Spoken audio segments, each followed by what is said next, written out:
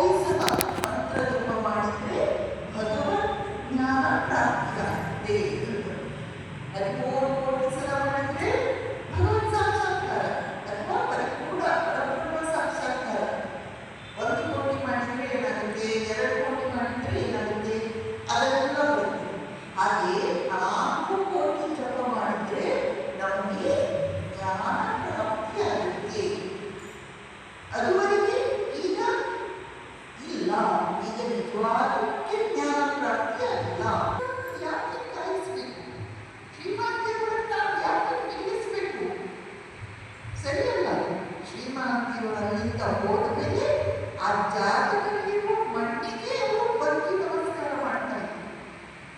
ಸ್ವಾಮಿ ಯೋಗಾನಂದರು ಹೀಗೆ ಇನ್ನು ಕೆಲವು ಭಕ್ತರಿದ್ರಂತೆ. ಅವರಲ್ಲಿ ಒಬ್ಬರು ಏನ್ ಮಾಡ್ತಾರಂತೆ, ಶ್ರೀಮಾಂತಿಯವರು ನಿಂತ್ಕೊಂಡಿದ್ದಾಗ ಅವ್ರಿಗೆ ನಮಸ್ಕಾರ ಮಾಡ್ಲಿಕ್ಕೆ ಹೋಗಿ ಅವ್ರು ಕಾಲನ್ನು ಹೇಳ್ತಾರೆ.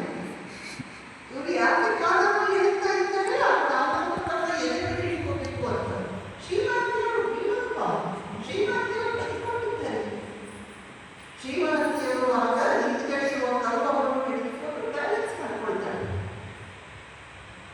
ಇನ್ನೊಂದು ಭಕ್ತಿ ಏನ್ ಮಾಡಿದ್ರಂತೆ, ಶ್ರೀಮಾಂತಿಯವರಿಗೆ ನಮಸ್ಕಾರ ಮಾಡ್ಲಿಕ್ಕೆ ಹೋಗಿ ಅವರ ಪಾದ